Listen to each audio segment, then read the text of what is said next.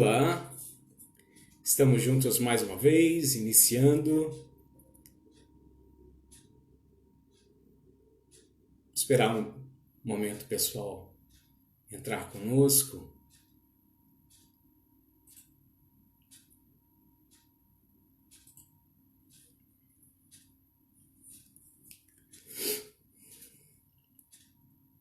Olá, irmãos, amigos, aqui juntos mais uma vez, para estarmos louvando, adorando a Deus. Acabamos de cantar juntamente com o Jaider e com a Thaís.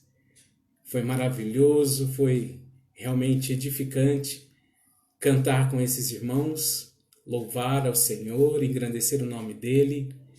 E é um prazer estarmos juntos mais uma vez. Eu digo aí boa noite a cada um que está aí surgindo na tela, cada rosto aí que está subindo. Eu desejo uma ótima noite, um ótimo domingo, um abraço, saudades de cada um, saudade de estarmos juntos fisicamente lá no templo, mas sem esquecer de que nós somos templo e que nós continuamos ligados a Deus e ligados uns aos outros no amor do Senhor. Estamos aqui mais uma vez para cultuarmos a Deus, para louvarmos o nome dEle. Você que já está aí conosco, pode ir abrindo a sua Bíblia em 1 Samuel, no capítulo 2. 1 Samuel, capítulo 2, você já pode estar abrindo aí, aguardando que já já a gente começa. Todos estão ouvindo claramente, o som está bom. Quem puder dar um toque e responder, a imagem está ok.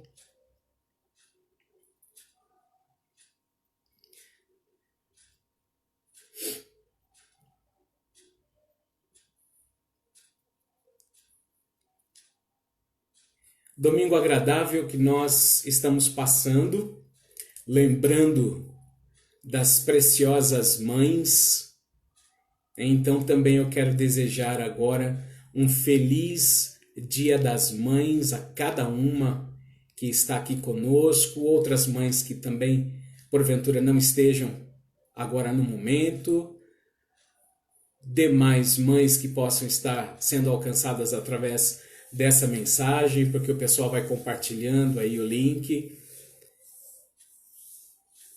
Agradável lembrar das mães nesse dia, né?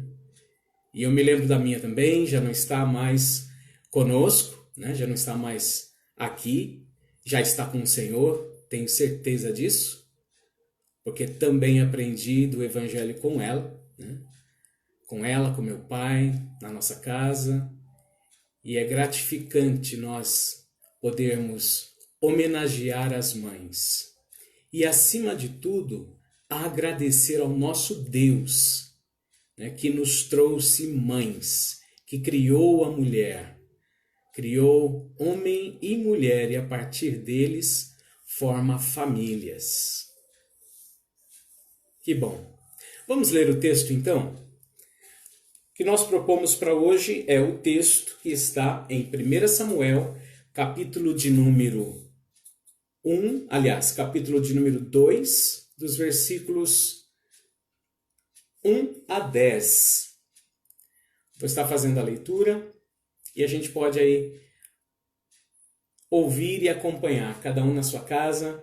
Diz o texto bíblico para nós: Então orou Ana e disse: O meu coração se regozija no Senhor. A minha força está exaltada no Senhor. A minha boca se ri dos meus inimigos, porquanto me alegro na tua salvação.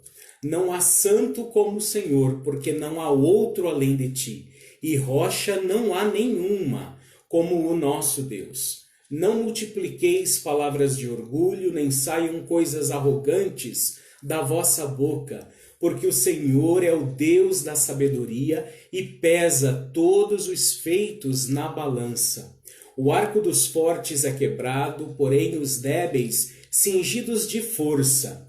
Os que antes eram fartos hoje se alugam por pão, mas os que andavam famintos não sofrem mais fome. Até a estéril tem 7 filhos, e a que tinha muitos filhos perde o vigor. O Senhor é o que tira a vida e a dá, faz descer a sepultura e faz subir. O Senhor empobrece e enriquece, abaixa e também exalta, levanta o pobre do pó e desde o monturo exalta o necessitado, para o fazer assentar entre os príncipes, para o fazer herdar o trono de glória, porque do Senhor são as colunas da terra, e assentou sobre elas o mundo. Ele guarda os pés dos seus santos, porém os perversos emudecem nas trevas da morte. Porque o homem não prevalece pela força. Os que contendem com o Senhor são quebrantados, dos céus troveja contra eles. O Senhor julga as extremidades da terra, dá força ao seu rei e exalta o poder do seu ungido. Irmãos, o texto que nós acabamos de compartilhar aqui é o Cântico de Ana. E lá no versículo de número 1 diz que Ana orou. E nesse cântico ela diz: o meu coração se regozija no Senhor. A minha força está exaltada no Senhor. Então ela faz 2 declarações aqui importantes, marcantes para nós. Este trecho que nós acabamos de ler, nós sabemos que é o Cântico de Ana, é o Cântico de Vitória. Nós vamos falar do início de tudo isso, mas eu preferi começar aqui a partir deste texto, porque nele nós olhamos para Ana se alegrando, não pela chegada propriamente e tão somente de Samuel, seu filho tão desejado, esperado e pedido, mas nós vemos que o coração de Ana está voltado para Deus. Ela apresenta uma oração glorificando a Deus, exaltando o Senhor. E ela, neste texto, diz que Ele é o Criador de todas as coisas. Lá no versículo 8, lá para o final do versículo 8, ela diz: porque do Senhor são as colunas da terra e assentou sobre elas o mundo. Ou seja, Ana aqui está glorificando ao Criador de todas as coisas, aquele que trouxe a ela o filho amado, tão esperado dela, Samuel. É aqui neste cântico que ela vai olhar para as batalhas anteriores e perceber que o Senhor prevaleceu na vida dela. E com esta leitura, nós nos lembramos que as mães, as mulheres, no geral, são guerreiras e são fortes. O Senhor as fez desta forma. De um lado, nós podemos perceber a meiguice, a ternura, o carinho, mas do outro lado, a firmeza. Aquela pessoa que não se cansa de buscar os seus objetivos e quer os ver feitos, realizados.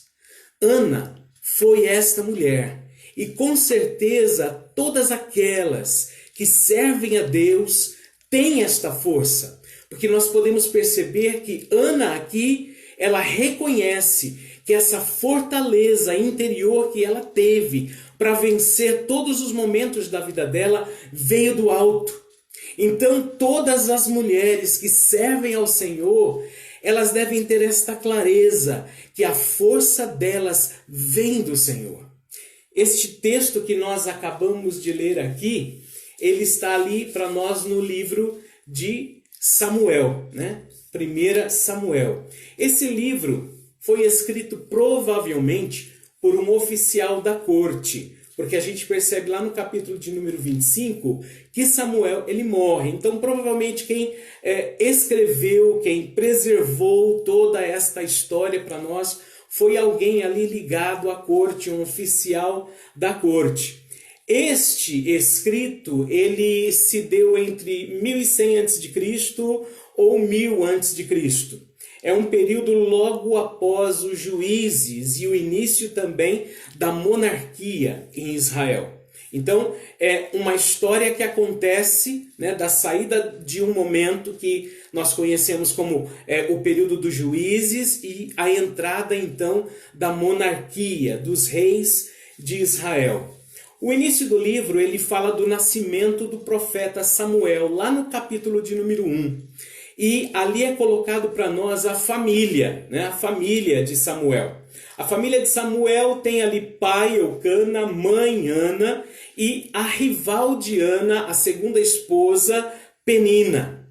E durante toda a história a gente vai ver o atrito ali que houve entre as duas. Algumas coisas para nós aqui, destacando o nome de cada personagem que faz parte, né, dessa trama que foi deixada para nós aqui. Nós temos a própria Ana, né, a mulher aqui. E o nome dela a gente pode compreender como a graciosa ou a cheia de graça, aquela que encontrou graça, aquela que encontrou favor.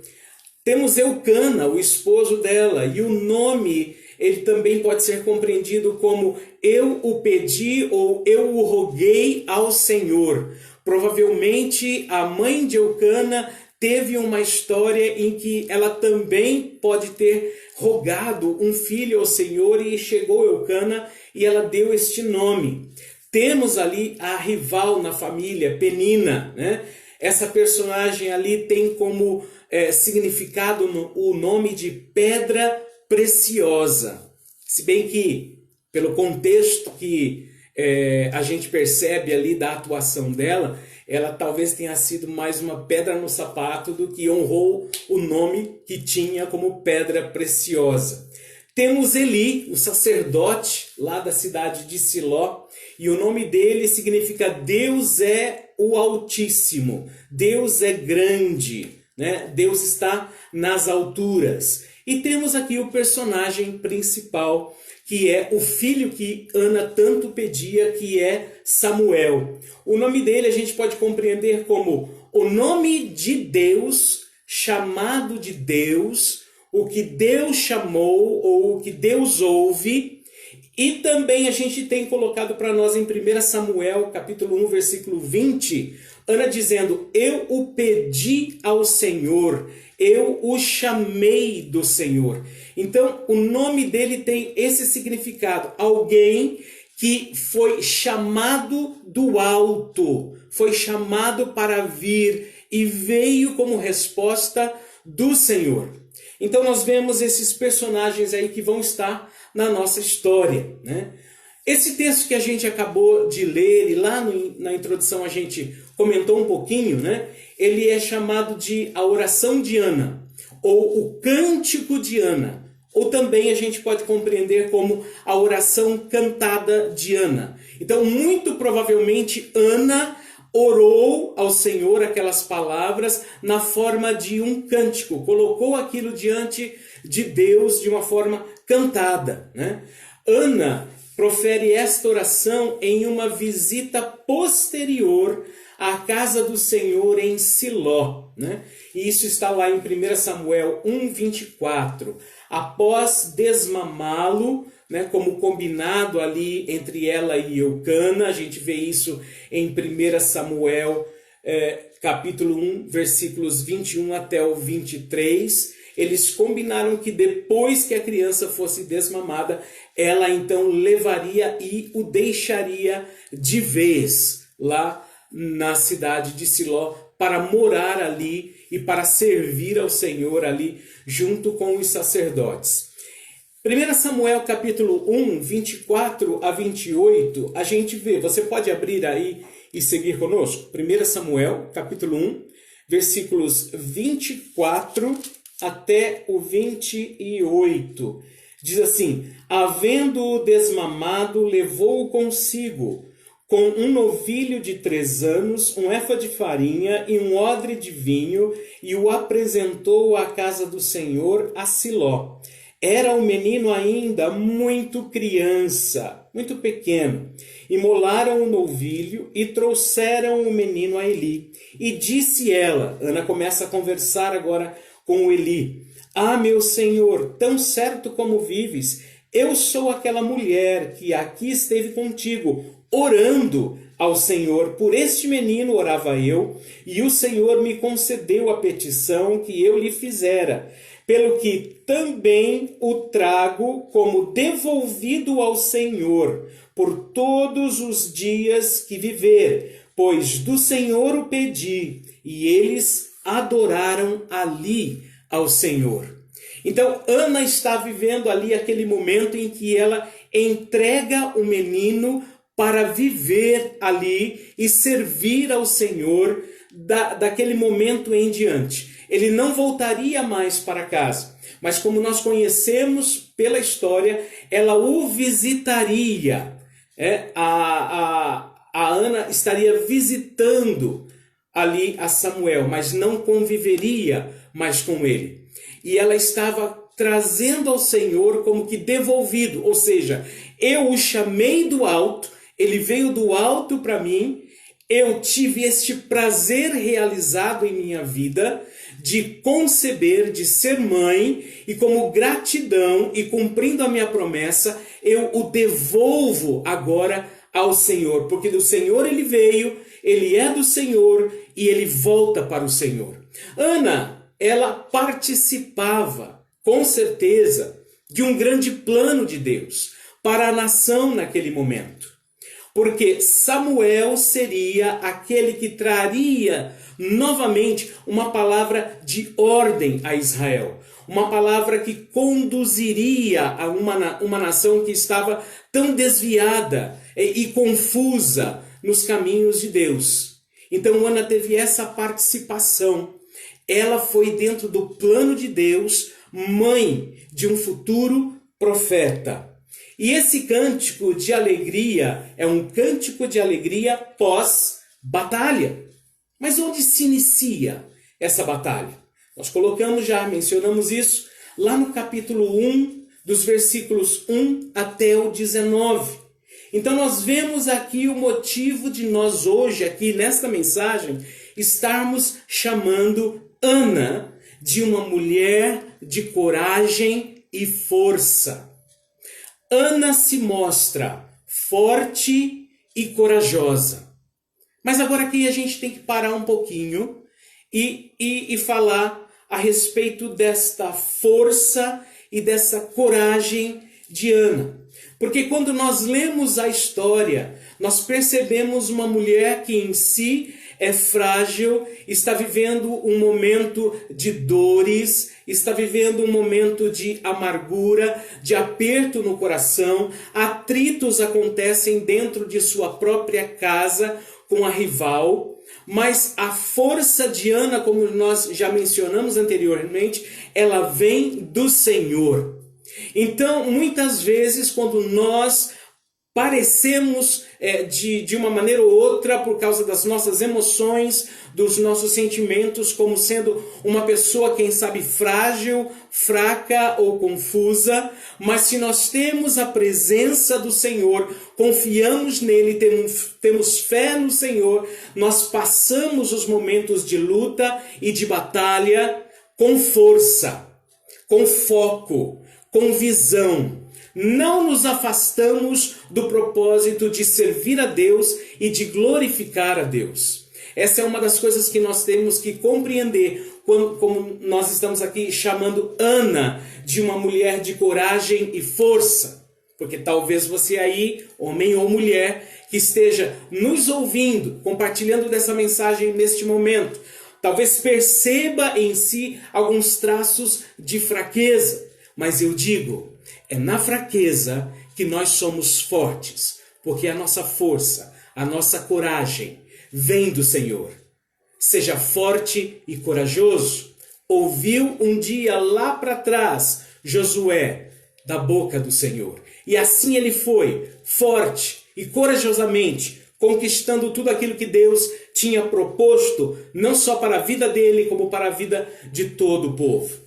Mas aqui quando nós estamos falando então de Ana como uma pessoa forte, como uma pessoa de coragem, nós podemos perceber como primeira coisa que nos mostra isso é que esta mulher, Ana, ela com fé e oração enfrentou a realidade dos seus dias.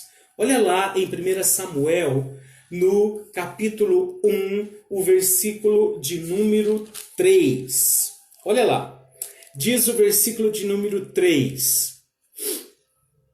Este homem subia da sua cidade de ano em ano a adorar e a sacrificar ao Senhor dos Exércitos em Siló. Estavam ali 2 filhos de Eli, o sacerdote Eli, aquele que conversou com Ana, Hofni e Finéias, como sacerdotes do Senhor. Todos os anos a casa de Eucana subia para sacrificar, para adorar a Deus. E naquele ano, naquele momento, não foi diferente, eles subiram também. Mas o versículo aqui faz uma marcação para nós que Eli era o sacerdote e quem estava oficiando ali como sacerdotes também do Senhor eram seus 2 filhos, Hofni e Finéias. Quando a gente olha para essas figuras, principalmente a figura dos 2 filhos, nós nos lembramos que o momento que o povo vivia de fé, de religiosidade, de serviço a Deus, estava comprometido, porque a própria casa sacerdotal estava se desviando do Senhor. É sabido pela história que Hofni e Finéias foram marcados como 2 pessoas que desagradavam ao Senhor, que faziam coisas contrárias àquilo que Deus esperava, aquilo que Deus ordenava. Então Ana, ela sobe para adorar junto com a sua família, ela vai estar naquele local, ela vai buscar a Deus naquele local, ela participa daqueles momentos, mas aqueles sacerdotes ali presentes, na realidade eles estão desconectados de Deus, eles estão longe do Senhor. Esse era o momento em que a nação vivia como povo de Deus, afastados do Senhor. Haviam acabado de sair de um período ali um tanto quanto confuso dos juízes, onde é marcado para nós que cada um fazia de acordo com a sua mente, cada um fazia de acordo com o seu coração, e assim eles foram conduzidos e assim eles continuavam. O povo estava afastado de Deus. Esse foi o contexto em que Ana busca a Deus e ora a Deus. Ou seja, a mente dela não estava focada nos acontecimentos, a mente dela não estava focada nas notícias, mas a mente dela estava focada no Senhor. Estava em Deus. Ela lutou contra aquele momento difícil e quem sabe ainda sem saber que participaria para a transformação daqueles dias com a vinda do filho tão esperado, Samuel, que colocaria novamente a palavra do Senhor no meio de um povo tão necessitado, tão desviado e tão confuso. Ana estava diante do Senhor. Não se deixou abater pelos momentos, mas a sua fé cria ali que estava diante de um Deus que poderia ouvi-la. Uma outra coisa que a gente percebe no enfrentamento, na luta que Ana passou em sua vida, também tem a ver com a sua condição de mulher e com a condição das mulheres naquela época. Em 1 Samuel, no capítulo 1, nós vamos ler alguns versículos. Primeiramente o versículo de número 2, aí do capítulo 1, você pode acompanhar. Diz aqui: tinha ele 2 mulheres, Eucana então tinha 2 esposas. Uma se chamava Ana e a outra Penina. Penina tinha filhos, Ana, porém, não os tinha.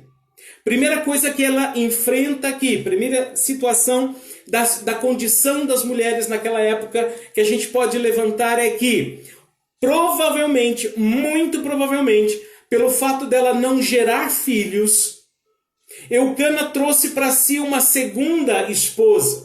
Então entra na família Penina. E o texto fala para nós que Ana era confrontada por Penina justamente pelo fato dela não ter filhos. O texto diz ali, marca, ela era estéril, ela tinha sua madre cerrada, e diz a palavra de Deus, cerrada pelo próprio Deus. Deus tem os seus propósitos. Através da esterilidade de Ana, ele faria um milagre na vida dela, e ela traria alguém que iria proferir novamente a sua palavra. O profeta Samuel nasceria. Mas a condição que Ana enfrentava aqui era esta realidade, de que as mulheres eram vistas apenas como seres que gerariam filhos para um homem, que colocariam descendência para um homem, e que se assim elas não conseguissem, o homem teria liberdade, diante da lei, de tomar para si outra esposa, para que lhe desse filhos. E aqui a história diz que esta segunda esposa, Penina, tomada por Eucana, lhe deu filhos. Continuando, versículo de número 6 diz: a sua rival a provocava excessivamente para a irritar, porquanto o Senhor lhe havia cerrado a madre. A sua rival Penina a provocava e fazia isso com o intuito único de irritá-la, de provocar irritação no interior de Ana. Ana, você não tem filhos. Ana, quando é que você vai produzir filhos? Ana, quando é que de ti vai sair alguma descendência? Ana, eu tenho filhos. Veja, Ana, os meus filhos. Eu dei filhos a Eucana. Você é a primeira esposa, você não foi capaz, mas eu dei filhos a Eucana. O jogo aqui era de que, quanto mais filhos uma mulher tivesse, ela seria bem vista na sociedade de então. Ana não tinha filhos, mas a Penina tinha, e a irritava, a instigava. Mas nós percebemos que a força de Ana estava em Deus, e que pela história narrada para nós, ela não se deixou levar por esses ataques, por essas irritações, mas ela permaneceu dentro do seu lar, confiando e esperando unicamente no Senhor. Versículo de número 7 ainda diz assim: e assim o fazia ele de ano em ano, e todas as vezes que Ana subia à casa do Senhor, a outra a irritava, pelo que chorava e não comia. Fragilidade emocional. Ana viveu estes momentos por causa dos ataques da rival Penina, por causa das irritações. Diz o texto que por causa disso ela não comia, ela não bebia e ela chorava. Ela se derramava em lágrimas. Mas mesmo assim nós percebemos nela uma pessoa forte. Porque apesar da sua mágoa, apesar da sua dor, apesar dos ataques que sofria, ela via que a força dela estava em Deus. Mães trazem forças para cuidar da sua casa, para cuidar do seu marido, para cuidar dos filhos, dos afazeres do dia a dia. Elas encontram forças em Deus. Não são os ataques externos que iriam trazer Ana a um desequilíbrio, mas Deus fazia com que ela permanecesse no foco. E o foco dela era confiança em Deus. Nós vemos uma mãe aqui que é forte e que é corajosa, que apesar das suas emoções frágeis, apesar de ter sido fragilizada pelo que ocorria em sua vida, ela permanecia forte em Deus. Olha ali, as duas visões ali de uma mesma mulher, debilitada, não comia, só chorava, mas ao mesmo tempo enfrentava era forte. Nós não vemos aqui relatos de discussões, de desordem dentro do lar. Mas nós vemos uma mulher que tudo levava ao Senhor. Tudo levava a Deus. A guerra de Ana era através da oração. Era através da busca do seu Senhor. Mas prosseguindo ainda no texto, uma segunda coisa que nós notamos aqui, com fé e oração, Ana não sucumbiu às suas emoções, como nós já colocamos aqui no relato. Olhe lá, 1 Samuel, versículo 1, o final do versículo 7. 1, versículo 7, como nós já colocamos aqui. Ela se irritava, mas ela não se deixava levar pela irritação. Ela colocava isso para fora através do choro e através de não comer, mas não revidava. Ou seja, ela foi forte mesmo com as emoções fragilizadas. Versículo de número 10 ainda diz para nós: levantou-se Ana e com amargura de alma orou ao Senhor e chorou abundantemente. Quando a gente olha para essa mulher, parece que os dias dela eram passados em lágrimas. Os dias dela eram feitos de choro. Mas em nenhum momento ela se deixa levar, ela se desespera, ela, como que se diz, se descabela. Mas ela continua firme, buscando a Deus. Ela buscou o equilíbrio interior em Deus. E Deus proveu livramento a Ana. E ela venceu também o egoísmo. Sabe de quem? De Eucana. Mas como assim? A gente nunca parou para notar isso aqui. Mas veja lá. 1 Samuel 1,8. Maridos, ouçam isso agora. Você que está aí ouvindo essa mensagem, você que já é casado, tem a sua esposa, você que está namorando, você que está noivo, pensa em casar, recém-casados, ouçam isso. Homens, ouçam isso. Versículo de número 8 diz assim: então Eucana, seu marido, lhe disse: Ana, por que choras? Ana, por que você está chorando? Carinhoso ele. Sim. E por que não comes? E por que estás de coração triste? Não te sou eu melhor do que 10 filhos? Eucana está conversando com Ana e a encontra mais uma vez chorando, se lamentando em lágrimas.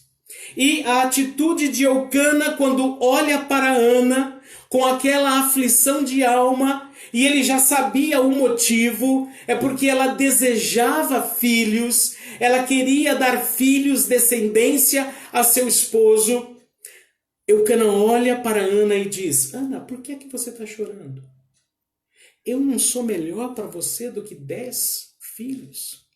Sabe o que Eucana está fazendo aqui? Ele não está vendo Ana na frente dele, mas ele está olhando para Ana a partir de si próprio. Então o que ele enxerga é ele mesmo, o homem, não Ana. Não tem importância. Eu, para você, sou melhor do que 10 filhos.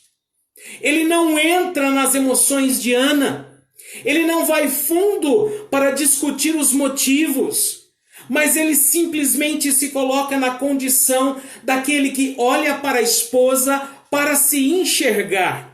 Muitas vezes nós homens olhamos para as mulheres apenas do ponto da nossa própria necessidade. Apenas do ponto de vista de quem nós somos. Ela é aquela que cozinha, é aquela que lava, que passa, é aquela que sai também para trabalhar fora, que traz também o sustento para dentro de casa. Ela é aquela que cuida dos filhos, ela é aquela que vê a matéria escolar, ela é aquela que vai às reuniões da escola, ela é aquela que toma conta das roupas, ela é aquela que organiza a casa. Está errado tudo isso? Não, não está errado. Mas Eucana não olha para sua esposa como um ser humano diante dele. Ele está olhando para si próprio. Ana, eu não sou melhor para você? Eu não cuido de você? Eu não a mantenho ainda como minha esposa? Você não está aqui? Eu não te amo e digo que te amo. Eu ofereço porção dobrada a você nos sacrifícios. Ana, não sou eu melhor para ti do que 10 filhos? Ana, ela vence mais uma vez pelo altruísmo. Ela vence mais uma vez não pensando em si mesma, mas ela vence se firmando em oração a Deus, crendo que Deus traria sobre ela a resposta, o filho amado, e ela poderia então suscitar uma descendência a Eucana, e ela poderia oferecer aquele filho ao Senhor para que servisse a Deus. Ana não olha para si mesma.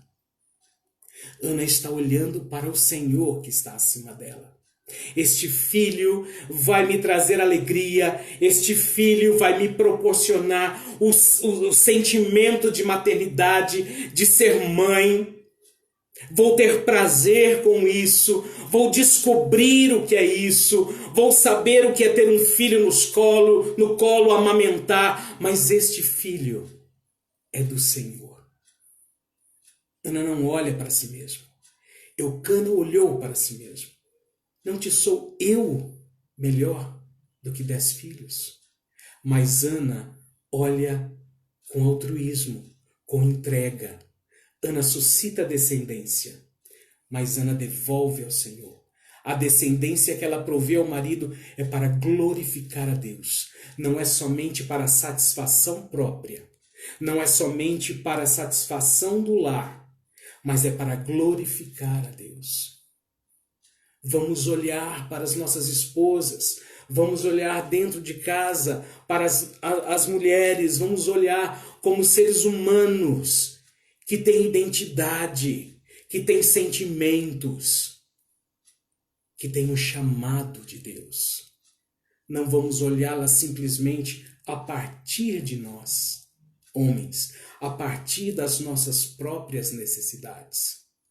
Ana venceu isso, mas prosseguindo, Ana também vence com fé e oração, e ela não se revolta contra a sua própria crença. Porque veja só, o que aconteceu no caminhar dessa história. Ela venceu um mau julgamento. Olha lá em 1 Samuel 1, versículos 12 até o 16. Diz aqui para nós: demorando-se ela no orar perante o Senhor, passou Eli a observar-lhe o movimento dos lábios. Porquanto Ana só no coração falava. Seus lábios se moviam, porém não se lhe ouvia voz nenhuma. Por isso Eli a teve por embriagada e lhe disse: até quando estarás tu embriagada? Aparta de ti este vinho.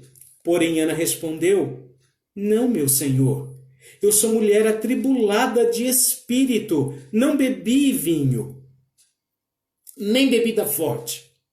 Porém venho derramando a minha alma perante o Senhor.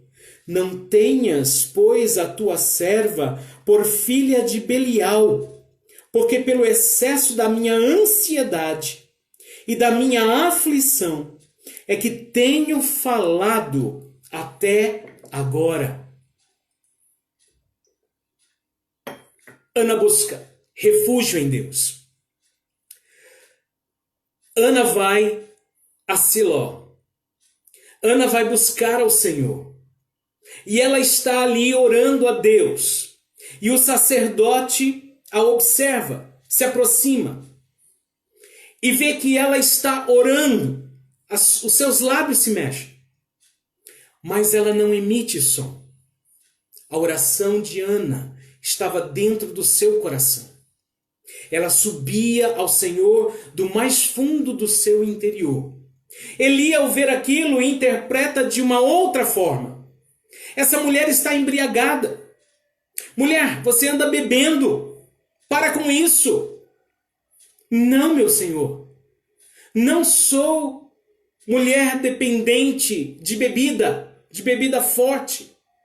mas sou mulher atribulada. Eu estou aqui a derramar o meu coração diante do Senhor.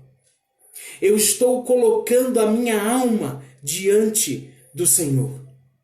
A minha aflição, a minha ansiedade. Ana vai procurar refúgio na presença de Deus, na casa de Deus, e lá dentro ela recebe essa má interpretação. Lá dentro o sacerdote diz a ela que ela está embriagada. Ana poderia neste momento se revoltar. Ana poderia nesse instante começar uma discussão com Eli, ofender Eli, sair dali, quem sabe dar as costas para tudo, chega, não quero mais. Foi a gota d'água. Estou aqui orando e sou levada a um outro entendimento. Não. Mas ela conversa e diz, não. Estou derramando a minha alma diante do Senhor. E depois ela vence crendo na resposta. Quando eles conversam, ele então compreende o acontecimento das coisas e ali a partir do versículo 17 é proferido então. Então lhe respondeu ele, vai-te em paz, e o Deus de Israel te conceda a petição que lhe fizeste. E disse ela, acha a tua serva à mercê diante de ti. Assim a mulher se foi seu caminho e comeu, e o seu semblante já não era triste. Lá na casa do Senhor, ela recebe daquele mesmo homem que havia confundido como alguém dependente de bebida forte, como alguém alcoólatra, como alguém que estava se dando a bebida, se entregando ao vinho. Aquele mesmo homem compreende a situação, depois dessa breve conversa e diz para ela, vá em paz, vá em paz, e o Senhor te conceda a petição. Quando ela ouve isso, ela crê que de fato a resposta dela está chegando. A resposta de Ana estava a caminho. E nós sabemos que depois disso, depois desse ocorrido, Samuel nasce. E então vem aquele cântico inicial que nós lemos, capítulo 2, em que ela engrandece ao Senhor pela bênção que recebeu. Ana coloca o seu coração, outrora atribulado, agora um coração cheio de louvor e adoração diante do Senhor. Esta é esta mãe, esta mulher de coragem e de força, que encontrou sua força unicamente em Deus.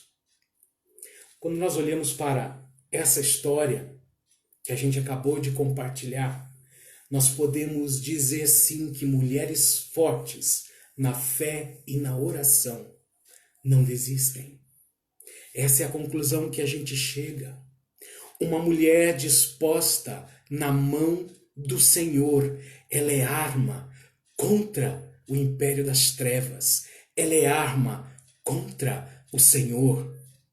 Através do foco que Ana teve permanente em Deus, de buscar, chegou Samuel, que traria novamente a palavra de Deus no meio do seu povo.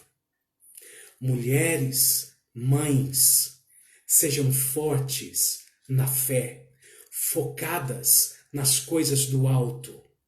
Não olhem, não entrem em desespero por causa das más notícias, mas olhem por aquele que pode socorrer, para aquele que pode trazer a resposta, aquele que dá estabilidade emocional, aquele que dá estabilidade ao lar. Deus.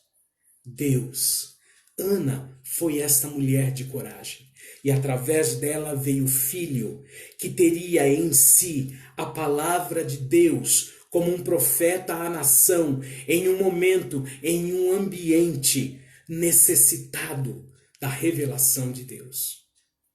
Mulheres, dentro de cada casa, dentro de cada lar. Mães que oram, mães que buscam a Deus, produzem filhos para o Senhor. Nós não produzimos filhos para o mundo, para este mundo que nos cerca, tão tenebroso. Mas nós, homens e mulheres, unidos, geramos filhos para o Senhor, para terem em si a palavra do Senhor. E nisto Ana foi mais do que vencedora. Que nós possamos olhar para ela e seguir este conselho. Olhando para a história, eu descobri um nome na história da Reforma, de uma mulher. Ela era a princesa Amália ou Amalia. E ela viveu ali entre 1539 a 1602.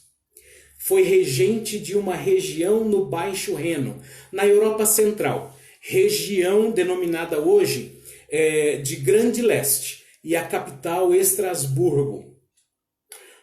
Onde, naquela época, ela defendeu a fé evangélica reformada. Uma mulher, uma princesa, que através do seu trono pôde trazer a palavra com ousadia e com coragem à sua região, à sua nação. E olha só, essa mulher, diz a história, que ela ficou viúva. E após viuvar pela segunda vez, ou seja, ela teve 2 esposos, os 2 morreram.